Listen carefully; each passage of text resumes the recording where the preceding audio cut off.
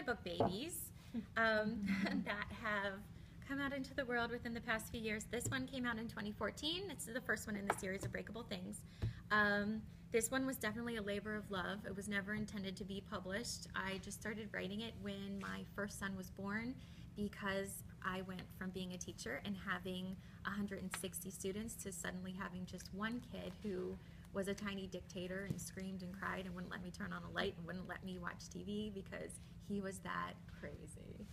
So the only thing that I had to keep me company were the characters in these books, which seems really morbid, that I decided to write a story about dead people. And that's not a spoiler. Everybody in the story is dead when the story starts. I blame it on the music that I was listening to at that time. I was listening to a lot of Muse and Imagine Dragons, and the theme and the tone of the music I was listening to, I feel like really kind of put me in that mindset. And these characters just came to life, and I decided to put them down on, not paper, put them on screen, because I typed it. I never wrote any of it on paper. So when Breakable Things was done, the first version was 800 pages, because I didn't think that I would ever give it to somebody to read, and I gave it to somebody and cringed for the weeks that it took them to read it, and they said, I think these characters, other people need to meet them, so why don't you do something with it? We went from there. But I'll talk about the story a little bit more, because I know I don't have a lot of time, and I will talk and talk and talk and talk and talk.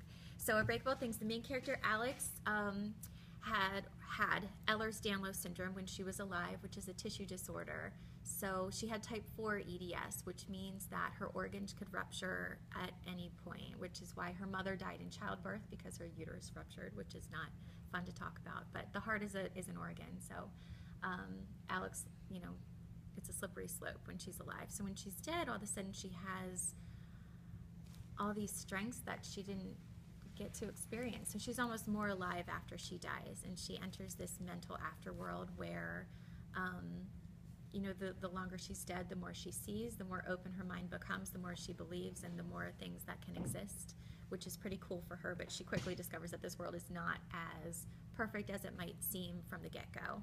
And I don't know how deep I want to get into it before I start talking about the second one, but she is somebody very important that she resembles kind of the, oh, it's nice to meet you. Thanks for coming by for a little bit. That's okay. She resembles, I guess we'll call her a former civil rights leader from the dead. So it was a character who decided that she wanted to kind of start this movement for the living that can see the dead and the living that have the same powers as the dead. And she died. She was a martyr in a sense. So she was almost like the Martin Luther King of the afterworld, where she was trying to get all of these rights for the living, but they killed her. So my main character, Alex, resembles this slain character. So she's going to have a lot of issues. So in book 2, that leads me into this one, which kind of goes into that movement where it's like the living versus the dead.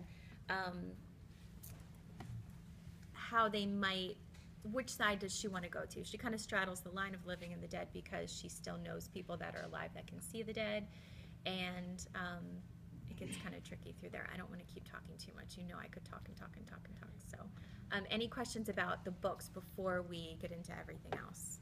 Yes. Are you writing a third? The third is done.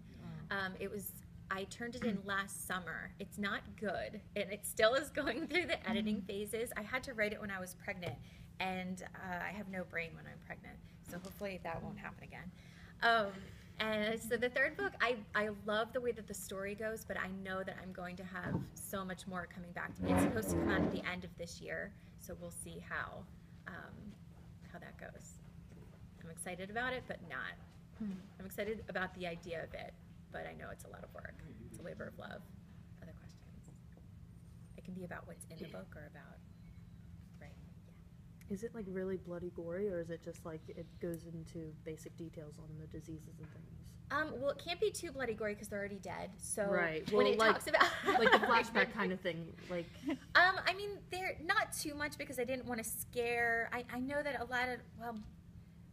lot of the people that have read the book are adults, so I really shouldn't be too worried about it. But I know, I mean, I've had 10 or 11-year-olds come up to me and say they love the book. So I'm like, I don't want to scare you. But in the second one where it talks a little bit, I don't remember if it's the second or third one now since I've been, I mean, you guys can probably tell me since you haven't read the third one. It goes into a little more specifics about the LaSalle brothers and how they died, since their death was a lot more gory than, Alex's dying in a car accident. Chase has, he has symptoms of PTSD because he's still, his mind is still alive even though his body isn't. So, thinking that you have to live on after seeing your brothers die around you and then you dying in the same crash and your parents died in the same crash, and he's, having to relive it, and his mind is that much more, it's that much stronger in death. So the PTSD is amplified, which isn't fun for him. And I know it touches upon that a little bit in book 2, and maybe it's book 3 where it goes into depth a little bit more, but it does talk about how all these characters died. So I was just curious. It doesn't really bother me, but like in general, I know some people are bothered. Yeah, I wouldn't be like his eyeball rolled across the road. Nothing like that. Yeah, that would be kind of nasty. But even the scenes in the books where you could say, this is kind of a scary scene. I don't feel like, even in the first book at the end of it where some people say, okay, it had my heart going a little bit, I don't feel like it was too scary. Like the scene at the end of the first book where they're in the asylum and they're wondering where that banshee is, and it is, you feel like the feet dragging across the floor and the lights are going in and out, and some people said, okay, I had my heart going, but it didn't scare me too much. I'm like, okay, good, because that wasn't the intention. When the book first came out and people see the cover, they thought it was a horror novel, and some people didn't like it because of that. They're like, I picked up the book thinking it was going to be scary. I'm like, read the back and you would know it's not. But yeah, other questions about them? And it can be about where the book's going to go, or it can be about something that's already in there. Or I can just keep yapping. What do you guys think? Anything specific? We can talk about characters. Is it something you'd like to see turned into a movie one day? It's a good question. I don't know. I think most people say, yeah, that would be so cool, but I think unfortunately it would either be really expensive or really cheesy because of the things that she sees and the way that it is. Think about the budget for a movie like The Matrix or Inception, which is kind of the sort of mental things that she sees. Like buildings can kind of, wave in and out or crumble right in front of her, and then she might look again and it's back there. Or she walks down a street and it looks normal one day, and then the next day all of a sudden there's another street going off of it, and then another one, and there's a stairway going up to the clouds, and she might go up there and try to see, or she might be like, I'm not going there. I think it would be expensive, and I don't think they would budget another YA unless it was They're divergent. so popular these days, though. They are, but there are so many of them that now they're true. starting to say, they've been saying for years that Supernatural's on its way out, and it just keeps coming back. It's on season 11 right now. That's Supernatural genre, I'll put it that way. Oh, okay. So I'm at the show. Anyone, yeah, I know it's a good show. Yeah. Anyone trying to sell a book right now that is supernatural is having a hard time. Which I guess that's good for me that I was able to get it in 2012, which is when the contract was sent and the deal was made, that it was that long ago. But I keep hearing from people that they say, editors keep saying they don't want any more paranormal, they don't want any more supernatural, it's on its way out. And I'm like, I don't see that happening. It just keeps getting bigger and bigger, but I guess they think that it's tapped out because first it was the vampires, and then it was werewolves, and then it was, ghosts with books. They haven't touched upon ghosts too much within movies, but I feel like ghost movies have been played out anyway. But that was a problem I ran into with these also, where people are like, I don't really want to read a ghost story. And I'm like, it's not really a ghost story. It's not your typical, like, ghost in the attic rattling chains at all. It's more so about these characters and a mental world. So, which is why it's fun. I can break my own rules. So this series is fun to write because if I go back and think, okay, what did I say the rule for this was? Yes, I have to remember that, but I can change things as much as I want to because her world changes the longer she's dead, because she sees more and she experiences more, learns more about it, which is where Jonas comes into play. I know you guys are talking about perspective when Read Across America comes around next month, and I'm really excited about that because perspective in these books was so important. When I first wrote Breakable Things, it was only in Alex's perspective, and then I realized that I wanted to do so much more with it because you're so limited when you just write from one character. And we were talking about this a little bit a few minutes ago, talking about the Hunger Games and how I had talked to students that said, oh yeah, I was so worried Katniss would die, but the entire book is from her perspective. You knew she wasn't going to die in any one of those books because there wouldn't be a story anymore. So that was what I ran into when writing Breakable Things. I was like, because yes, these people are dead, but they're not immortal. They can still die. And, that's talked about in the first book where you know, the mind can expire. The mind's not going to live forever either. It's almost like they're just given these chances after the body dies. They still have the mind, but the mind can also die as well. I mean, their soul will still be okay, so they'll still go somewhere, which is why, to quote her teacher that she is in the room with after she dies, there aren't just two options. It isn't just living and dead. There are other options out there. So I didn't want to get too deep into that because I didn't want people to think that I was getting religious on them. So she got out of that classroom pretty quick to go into that mental after all.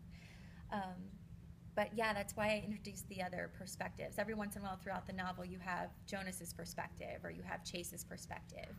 And Jonas is such a jerk, but people love him. I get emails all the time from people that say, is Jonas going to be okay? Or there was a quote on I don't know where it was, if it was on Instagram or I don't know, where people said, is anybody else rooting for Jonas in this? And I'm like, ooh, no, he's so bad. He's not bad, but Jonas only cares about himself. What are you laughing about? That's like You J.K. Jonas? Rowling. You like Jonas? That's like know. J.K. Rowling's opinion on Draco Malfoy. Like people rooting for him. And I loved Malfoy, yeah, because I think sometimes those characters feel the most real because they have so many flaws, and people are afraid to give too many flaws to the main character because people won't like them. So, yeah, but perspective's important, and Jonas's perspective gets more important as the books go on because he leaves and goes and does his own thing. And because of that, he gets more information than Alex and the others get. So he's able to kind of fill us in on things that people don't want Alex to know because she's isolated in that city. So he becomes a lot more important. But, he's such a jerk. He loves himself. We all know people like that. They just love themselves more than they love everybody else. And maybe that's why they like him so much. I can relate to it a little bit, which is all right. There's times when you need to be selfish, and that's okay. Other questions? Daisha, I know you can't stay too long, so you can go. Do you have cheer today?